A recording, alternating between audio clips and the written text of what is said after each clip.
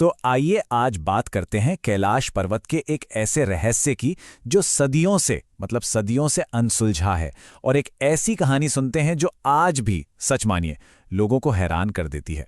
सोचिए जरा, दुनिया की सबसे ऊंची चोटी माउंट एवरेस्ट, उस पर तो हजारों लोग चढ़ चुके हैं।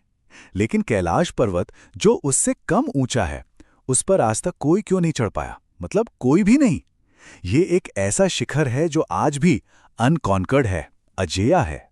तो क्या हो अगर इसका जवाब साइंस में नहीं, बल्कि एक बहुत पुरानी, एक प्राचीन कहानी में छिपा हो। एक ऐसी कहानी जो शायद इस रहस्य से पर्दा उठा दे और हमें ये बताए कि कुछ जगहें सच में इंसानों के लिए बनी ही नहीं हैं। तो ये शिखर अजेय क्यों है? देखिए, कैलाश पर्वत सिर्फ एक पहाड़ नहीं है, ये तो आस्था का एक बहुत बड़ा केंद्र है। हिंदू, बौद्ध, जैन और बौन, मतलब चार धर्मों के लिए ये दुनिया का सबसे पवित्र स्थान है। और इसीलिए इसे एक ऐसा पवित्र, एक ऐसा अजेय शिखर माना जाता है जहां आज तक कोई नहीं पहुंच पाया। और इस पूरी कहानी, इस पूरी आस्था के सेंटर में कौन है? भगवान शिव।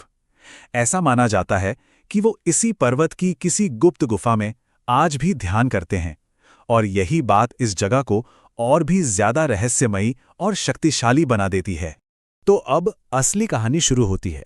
ये कहानी है उन साधुओं की जिन्होंने हिम्मत की उस रहस्यमय गुफा को खोजने की।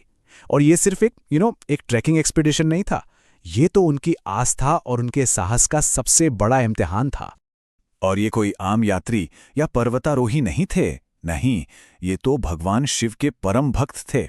और उन्हें पूरा यकीन था कि उनकी जो गहरी आस्था है वो उन्हें उस जगह तक जरूर ले जाएगी जहां जाने की हिम्मत आज तक किसी ने नहीं की। और ये सफर आसान तो बिल्कुल नहीं था, बहुत मुश्किल था।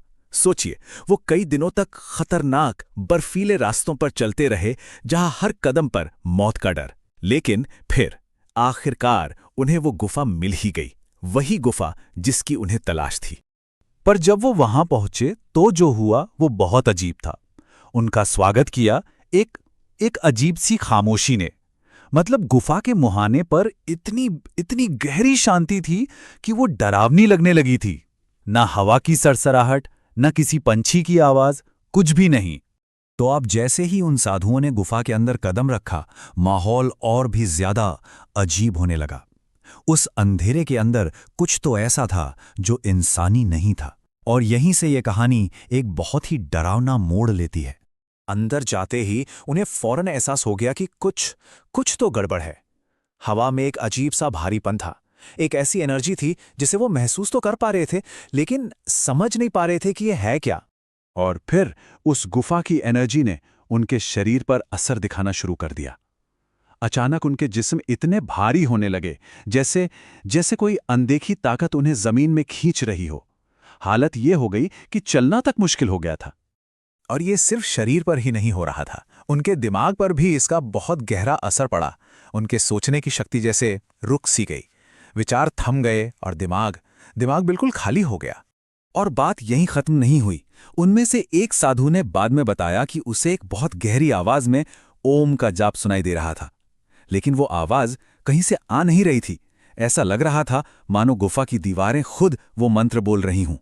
अब इससे ये रहस्य और भी गहरा हो गया। और फिर कहानी पहुंचती है अपने क्लाइमैक्स पर, वो पल जब उनका सामना उस दिव्य शक्ति से होता है। एक ऐसा पल जिसने सब कुछ हमेशा के लिए बदल कर रख दिया। गुफा के उस गहरे अंधेरे में जो मुख्य साधु थे, उन्होंने जो देखा उस पर यकीन करना मुश्किल था। उन्हें ध्यान में बैठी एक परछाई दिखी जिसके सिर पर जटाएं थीं, माथे पर चांद की तरह कुछ चमक रहा था और गले में एक सांप लिपटा हुआ था। अब ये बिल्कुल साफ था कि वो कौन थे। और जैसे ही उन्होंने उस दिव्य रूप को पहचाना, मुख्य साधु डर और श्रद्धा दोनों से कांप उठे। उनकी कांपती हुई आवाज से बस एक ही शब्द निकला, महादेव। और इससे पहले कि वो कुछ और समझ पाते, एक बहुत ही शक्तिशाली लेकिन सौम्य ताकत ने उन्हें गुफा से बाहर धकेल दिया। ये कोई हमला नहीं था, नहीं, ये तो एक सीधी चेतावनी थी कि यहां से तुरंत चले जाओ। कहते हैं कि इस अनुभव के बाद एक साधु बेहोश हो गया था, और जब उसे होश आया तो उसने बस इतना ही कहा, वो जगह इंसानों के लिए नहीं है, वो आज भी उन्हीं का क्षेत्र है। ये बात हमें बताती है कि शायद कुछ जगहों को पवित्र ही रहने देना चाहिए। तो ये तो थी वो प्राचीन कथा। अब जरा देखते हैं कि ये कहानी आज के रहस्यमय घटनाओं से कैसे जुड़ती है। क्योंकि सच तो ये है कि समय के साथ ही रहस्य कम नहीं हुआ, बल्कि और भी ज्यादा बढ़ गया है।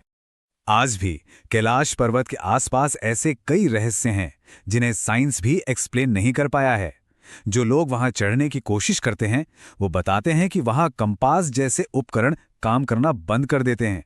कुछ लोग तो ये भी कहते हैं कि वहां समय की रफ्तार तेज हो जाती है, और शायद यही सब वजहें हैं कि आज तक कोई भी इस पर चढ़ने में कामयाब नहीं हो पाया।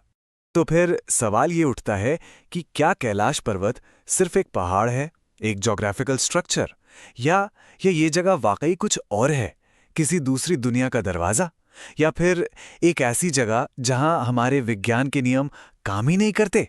तो आखिर में आप इसे भगवान का चमत्कार माने या एक अनसुलझी साइंटिफिक पजल, एक बात तो पक्की है, कैलाश पर्वत हमें बस यही याद दिलाता है कि कुछ रहस्य सुलझाने के लिए नहीं होते, वो सिर्फ दूर से सम्मान करने के लिए होते हैं।